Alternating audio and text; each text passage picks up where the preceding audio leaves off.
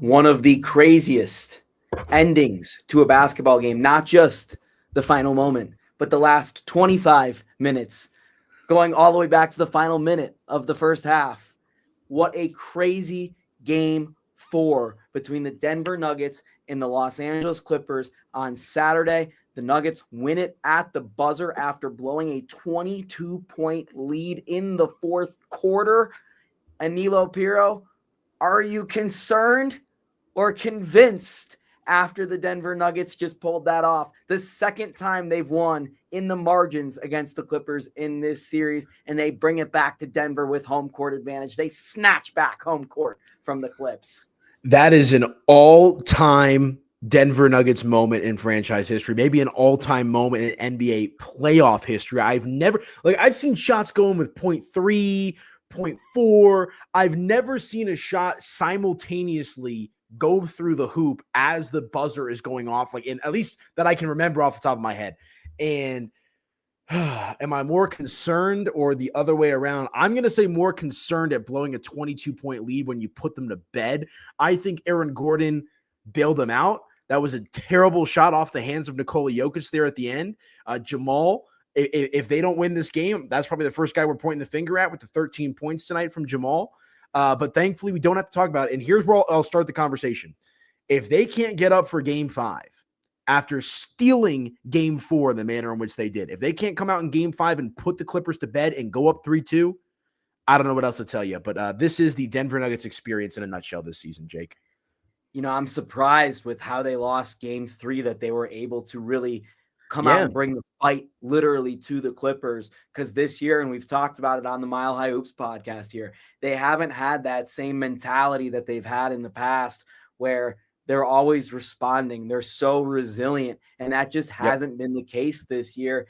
And to me, this game and blowing this lead wasn't about resilience. It wasn't about fight. It wasn't about any of that. It was about roster.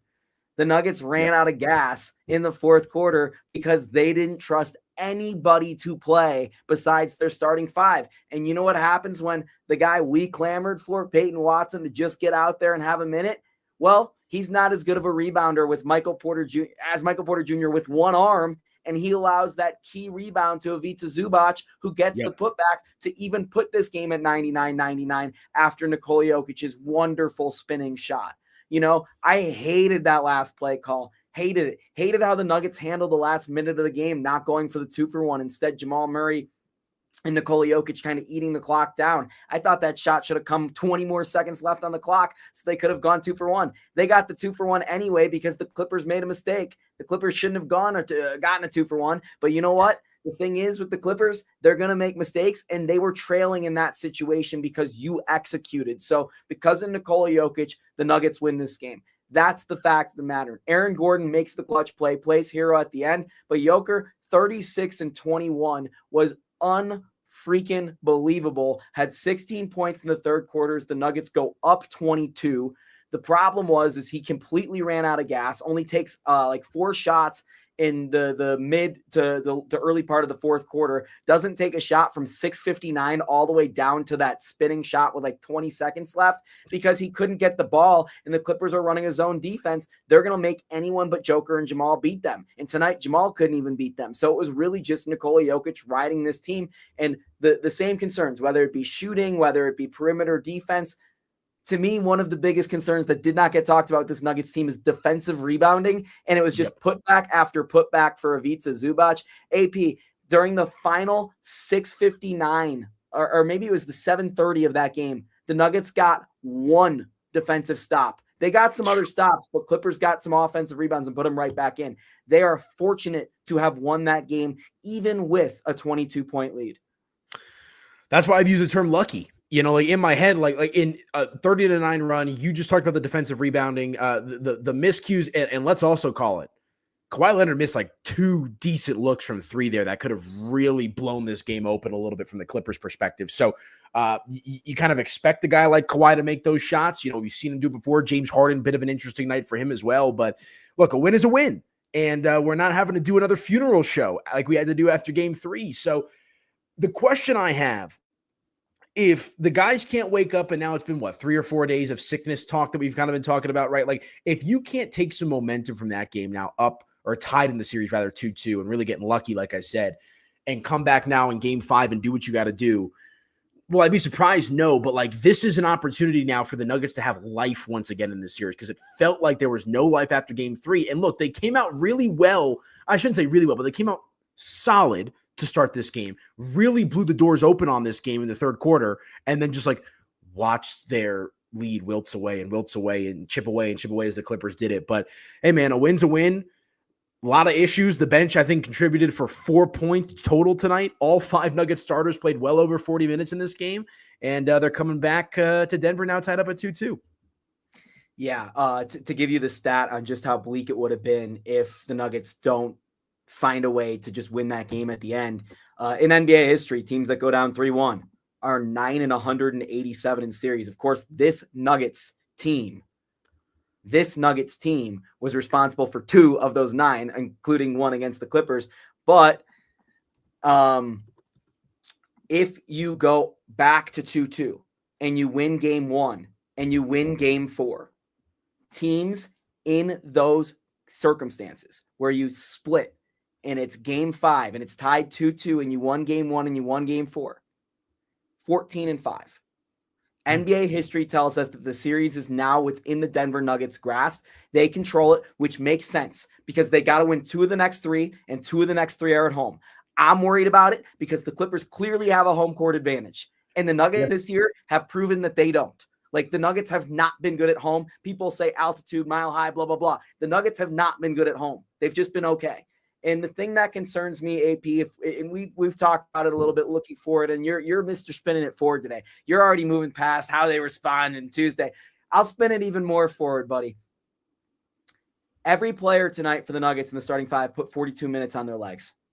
The Oklahoma City Thunder are done. They just finished their series. Yep. The Nuggets and Clippers might be playing till next Saturday. Like, whoever comes out of this series between the Nuggets and Clippers might just get smoked by the Clippers or the Thunder because their legs are just shot.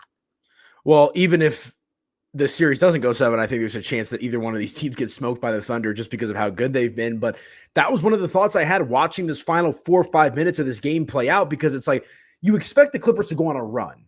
But then, like, once we get down to the 4 or 5 minute mark, I'm like, okay, like this isn't just a run. Like, this is a bull run that they're going on right now. And I'm not thinking loss at this point. I'm thinking survive and advance and all that kind of stuff. But had that game gone to overtime, to your point with the legs, they were cooked. I mean, Denver maybe would have had a 10% chance just based off the body language that we were seeing. Yeah, I don't even know if 10%. I think they were done. I mean, they were like done. I said, the Nuggets literally like got one stop in the last 7 minutes of the game. Then you turn it around in their offense. They couldn't do anything but toss the ball around and hope to not turn it over. So I think this was over if it goes to overtime. I'm a little concerned that even Tuesday, they might not be recovered enough to respond given what they just did in LA, but they do have that extra day off, which should be huge for them. And it's only 6:30 over there. So it's not like they're getting done at like 1 o'clock in the morning or midnight. So they do at least have an evening. So 2.5-ish days to recover now.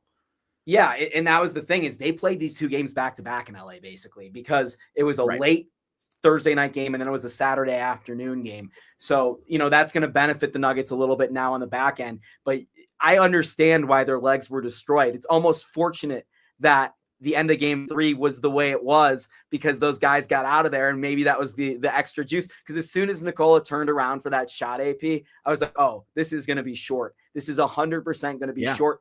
It finds the net, but you know what? He takes another shot down the stretch, and granted, it was a horrible one because the Nuggets didn't really have a play there, and it was short. Like, I was not surprised by that, especially when you saw how shaky the free throws were from Nikola. And I'm not blaming Nikola. That's not what this is about. I'm just saying I get what is happening here because of the Nuggets don't have a bench. Tonight's game, they scored 4 points off the bench. Vlatko Čančar, first man off the bench, last 2 minutes. Jalen Pickett comes in there last 2 minutes, and then they put him in a little bit later. I thought Peyton Watson provided a nice little spark at times for the Nuggets. I thought he was fine. But you're looking at one team who has the depth of a Bogey Bogdanovic, who is a plus 22 in this game and completely flipped the game on its head when they come out and run zone, versus a team that's got Jalen Pickett on its bench. And it's making a noticeable difference in this series, as we expected. Yeah, and again, it's nothing new. I feel like we beat that thing down to a pulp after the Game 3 show, where we kind of were preparing for the worst with this Denver Nuggets team. But, they found a way. And that's the fact of the matter is, as ugly as it was, like, let me ask you this. What led to the start and the finish of the third quarter? Because that third quarter that we saw tonight, let's see, Denver outscored the Clippers 35-17 in that sequence, and then essentially mirror themselves there in the fourth and allow the Clippers to go out 34-16 in the fourth. But what about the third quarter helped unlock something with this Denver Nuggets team, in your opinion? Yeah, I think, to me, they were very creative in getting Nikola Jokic get open. Like, that was the fundamentals, the X and O's of they actually created some space for Nikola Jokic to operate. The mental aspects of it was there was a fight at the end of the second quarter where Aaron Gordon ran after James Harden, the former MVP, and the entire Nuggets team let him do it and had his back. And to me, that said a lot about this team. It was a moment of resilience where this team could have been brought together, where there have been so many fractures throughout the course of the year. So to me, that is the moment we will look back on this Clippers series, just like the Morris Millsap moment. If the Nuggets are able to come back and win this series, particularly if they do it in 6, and that was the moment, that to me is going to say a lot. So I thought Aaron Gordon, not only the dunk, obviously, but sticking up for Christian Braun, that to me was the moment of the game.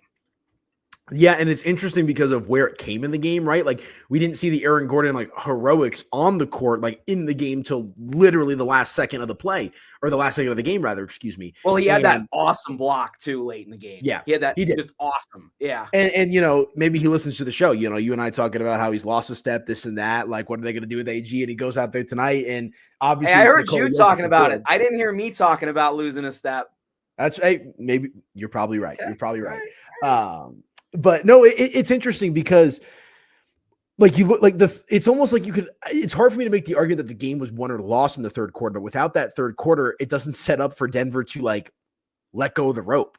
That's kind of like the easiest way to explain it. Like, you want to talk about fatigue, sickness, whatever it might be. I mean, a 30-9 run in the playoffs after an emotional Game 3 where you got embarrassed is crazy. And like, that would have been the knockout punch. Like, had Denver lost this game, to your point, we know the history with 3-1. Denver's accounted for 2 of those comebacks in NBA history. But like, that would have been such a deflating way for them to lose a basketball game with how well they played in the third quarter. So, shout out to AG, shout out to Jokic. They got the job done. And again, I think they got lucky here tonight, but let's see what they can do now in Game 5. Yeah.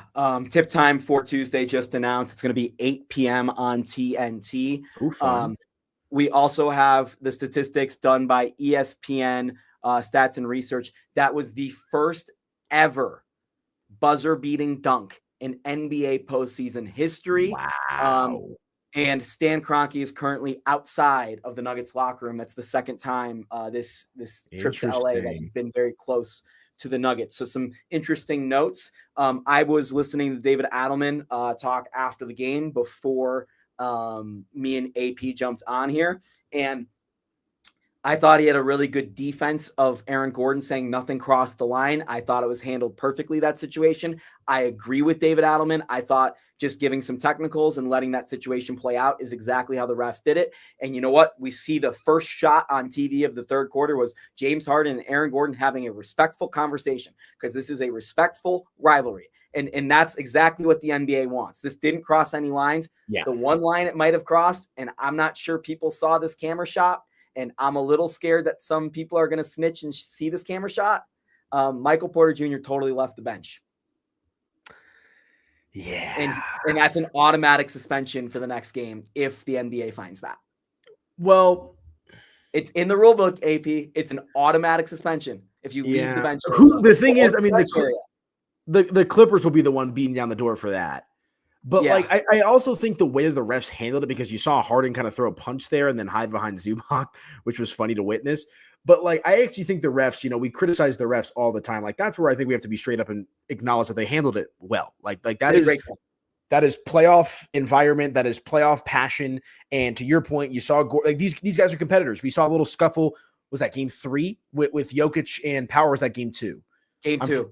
Game 2. Yeah. So, to your point, it's a healthy rivalry. It's a good rivalry.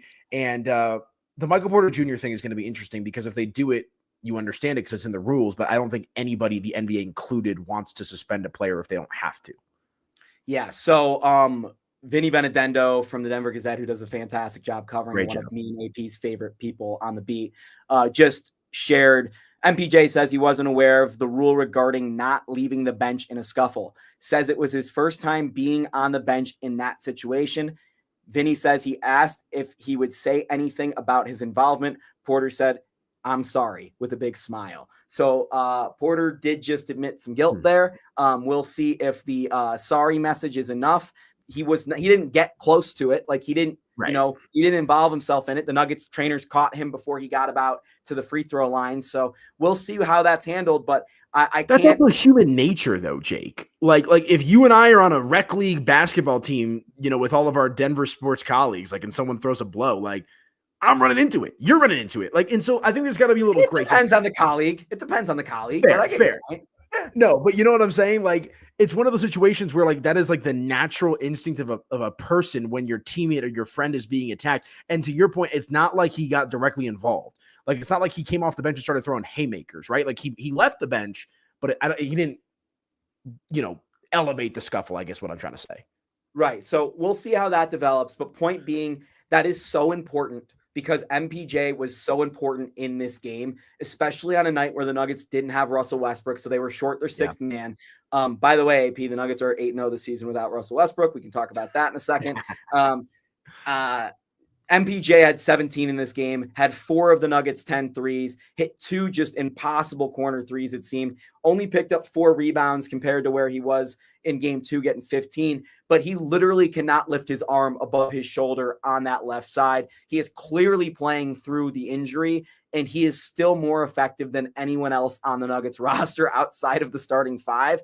And David Adelman really credited his toughness. He said he went as far as to say, this is the toughest player I've ever seen in my career, which I think says a lot given David Adelman's background and being around the league for so long. And you think about what MPJ's been through with the back surgeries and, his foot and just all the other stuff. It makes sense that people would give him that moniker of being tough. So I have my problems with MPJ, no doubt about it. And somehow I've been cast as the biggest MPJ guy. That's not me. All I'm telling people is that I think MPJ is completely misunderstood. Granted, part of that is his own fault, but MPJ is completely misunderstood, and he should have the reputation as being one of the biggest team-first guys on this Nuggets team.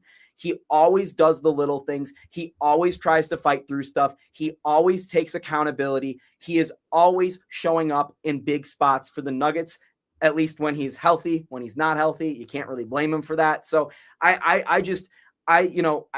it's funny to say because so many people say, oh, that's a bad contract. I wouldn't want that guy on my team. I want Michael Porter Jr. on my team. I would take 2 or 3 of them. I love what he does and what he adds and the mentality he brings to the locker room. And, when he showed up to Denver, he said, I'm going to be the greatest basketball player in the world. Pretty quickly, he changed his tune and said, I'm going to do whatever it takes to support the best basketball player in the world. And I loved MPJ for that. Yeah, no, man. And I agree with you. He's an interesting guy. And even tonight, banged up, I thought he put together a pretty solid game. Only 17 points, but he was 4 of 7 from 3. That was big. Denver shot 26%, I want to say, from 3 in game 3. And tonight they were up well over 40%. So you like to see that. Did his thing with the rebounds, grabbed 4 of them, dished out a couple of assists. And I agree with you, man. Just having been around Michael Porter Jr. for a while, anytime that I get on him or you rip the team and this and that, it's strictly for on-court performance. This is a guy that personality-wise has been through probably more than you and I have. Just in regards to some of the adversity that he's had to face, more than most people, especially in the time frame. Off the court the last 2 years as well, publicly. Yeah, exactly.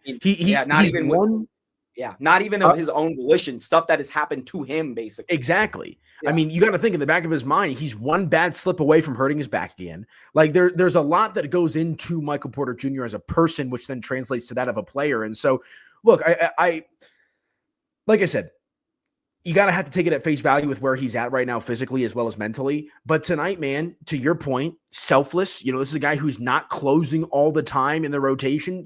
A lot of NBA players make it about me, me, me, me, me. I don't think I've ever really heard Michael Porter Jr. be upset about how he's used, despite the fact that he probably thinks he could be used in different ways. And, I'm happy for a guy like MPJ to go out there tonight and make an impact. And hopefully, he can get as close to healthy as possible and hopefully put this series over the edge for Denver. I want to circle back to Russell Westbrook. Russell Westbrook tonight. No problem. The Nuggets win. Would they have won this game with Russell Westbrook? Would they have been better with Russell Westbrook? How does this play out? How have you seen Russ in this series? Where are you at with Russ? It's interesting because I go back to the point that you made about the third quarter of how, they're a little bit more creative, trying to get the ball in Jokic's hands and this and that. Do they play that way in the third quarter if Russell Westbrook is out there? That's a question you have to ask yourself, because off the jump, my mind's telling me a 2-point win. Like, yes, you could have used an extra body out there just because of the way that the bench played as well. Only 4 points combined from those guys. And so, yes, I do think that they still win this game if Russell Westbrook is out there. But the stat you threw out is interesting. What'd you say now? 8-0 are the Denver Nuggets in games without Russell Westbrook playing? Yeah, and granted, a lot of that came in that stretch right before the All-Star break where MPJ against was bad lighting teams up and the bad teams. But yeah, I mean, I just think at this point in the season, and I think it was you and I were talking about it after game one, and I was talking about it with Dover and Cecil, what Russ is, you have to live with it. And I'll continue to subscribe to that thought. Do I think, obviously, he didn't hurt them tonight, but could he have helped them if he was out there? I'd say yes. I actually, as the biggest Russ hater, according to Russ Twitter, I actually agree with you. I think Russ would have. Wow. You hear that, Russ Twitter? Yeah. The thing is, I don't know that they have the third quarter they have, but I don't know that they have the fourth quarter collapse that they have, just because they simply needed another body with some juice tonight. And Russ has juice. Maybe some of those possessions that were turnovers end up in missed shots from Russ that were horribly taken. I don't know, but at least he's running around out there and providing some energy. So I'm personally in favor of playing Russ as little as possible. I think Russ playing 8 minutes is fine with me. Almost anything above 12, I start to freak out a little bit. But I think what the Nuggets did tonight, and especially Christian Braun, who we had such a big point about in the Game 3 post game podcast. Christian Braun made himself a threat tonight, not because he was shooting the lights out from 3, though he did make 1. He went 1 of 7, but because he was hitting the offensive glass. He had a career playoff high tonight of 17 AP. He was basically a non-factor in the fourth quarter on offense, but throughout the course of the game, he was driving to the cup. He was making himself a threat on the offensive rebounds, and he got himself involved. And the Nuggets needed literally every single one of those 17 points, especially when you consider his backcourt pairing, Jamal Murray, was 5 of 17 tonight. And he was 3 of 15 at one point before he made 2 big shots down the stretch. Their margin for error was this big. Especially with no Russell Westbrook out there. I mean, if you add up the box plus minus of the bench, I believe they're a -2, which maybe isn't fair to the individual players. But again, it speaks to just where we're at with this rotation sequence and the overall depth of this team. So, you throw in Michael Porter Jr. being banged up. You throw in Jamal Murray maybe not being 100% healthy. And there's just no room for error tonight from Denver. And to your point, he did disappear, that being Christian Braun there a little bit down the stretch. But he made himself felt in this game early, which I think go ahead. Yeah. And I mean, he was great on defense too for 3 quarters. James Harden was a non-factor in this game for a while. Mm-hmm. And I think the fact that he was able to establish himself on that defensive end and also as a little bit of a threat there on offense to start the game forced the Clippers to respect Christian Braun and not just cast him to the side. And not that they've really done that throughout the course of the series, but his confidence, you would have to imagine, hasn't been great just with some of the body language and different things that we've seen from Christian Braun, and knowing the toll that, mentally having to try to guard and be responsible for a guy like James Harden game in and game out can be. So again, there's a lot of reasons as to why you could point to why Denver won this game tonight. You could also point to a lot of reasons as to why they could have lost this game. It starts with Nikola Jokic, but the support he got from Aaron Gordon, Michael Porter Jr., and Christian Braun across the board is absolutely essential to this victory.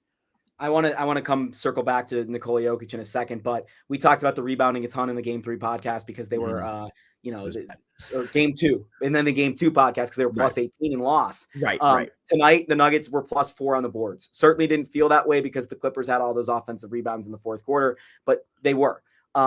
the difference was in game 2 when they out-rebounded the Clippers, who are the best rebounding team in the NBA. They had 20 turnovers. Tonight, they only had 12. On top of that, the Clippers had 9 turnovers tonight. 5 of them were in the first quarter, really slowed down, but I thought the Nuggets did a much better job just with the ball in general tonight. Obviously, a lot of this is fourth quarter aside. And part of it is literally in the fourth quarter, they were playing prevent offense for a lot of it. And guess what? It prevented the Clippers from winning. It did work. It was kind of stupid that they went to it so early, but it worked. So those are some key numbers that I've been looking at all series long. The Nuggets didn't win both numbers, but they did enough in both areas tonight. Both teams shot 68% from the free throw line. This has been a very ugly free throw shooting series so far. And then Nikola Jokic, going back to the big fella. Jokic tonight became the 5th guy. Kareem did it twice. So 5 different times, 4 guys have done this to have 36, 21, and 8 in an NBA playoff game. It was one of the best games of his career.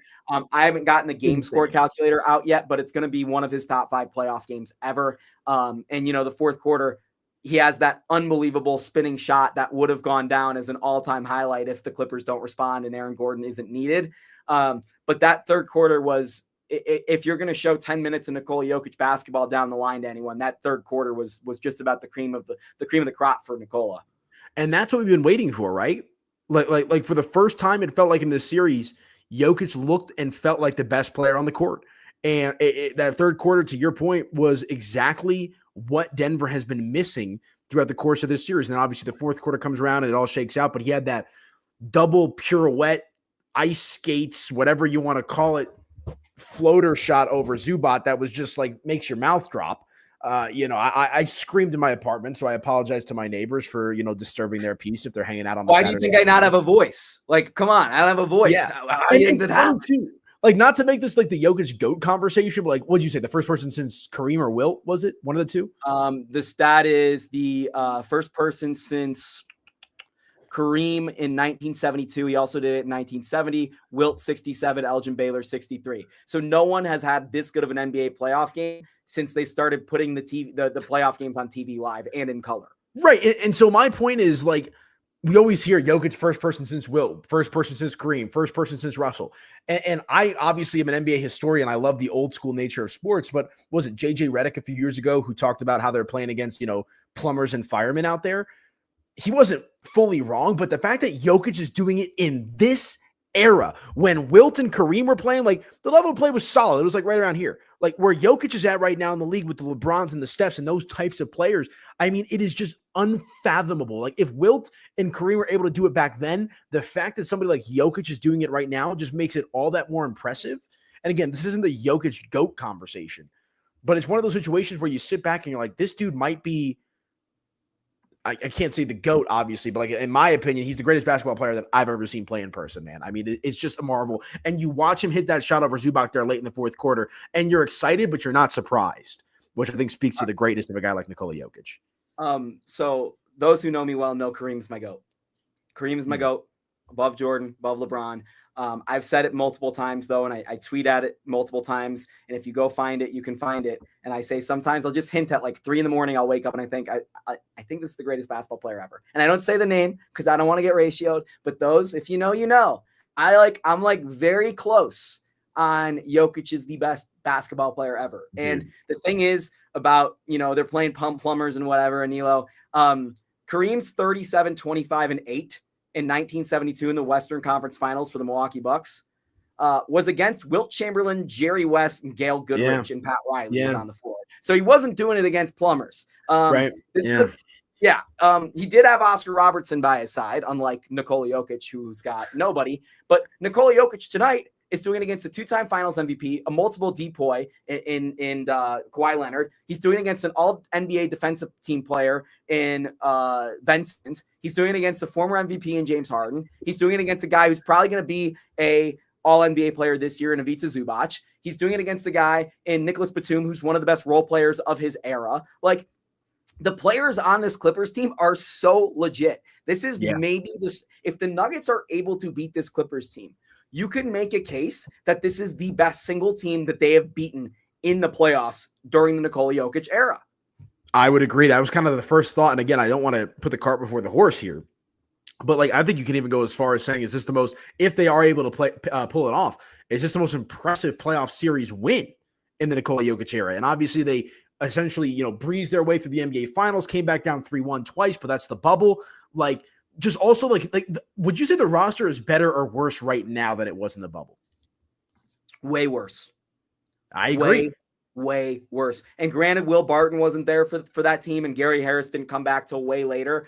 But just Jerry where Jamal Grant was Murray was at, the level Jamal Murray was at, and even like we mentioned his name on the show the other day, like guys like PJ Dozier coming off your bench, like they're playable. The Nuggets don't have playable guys off their bench.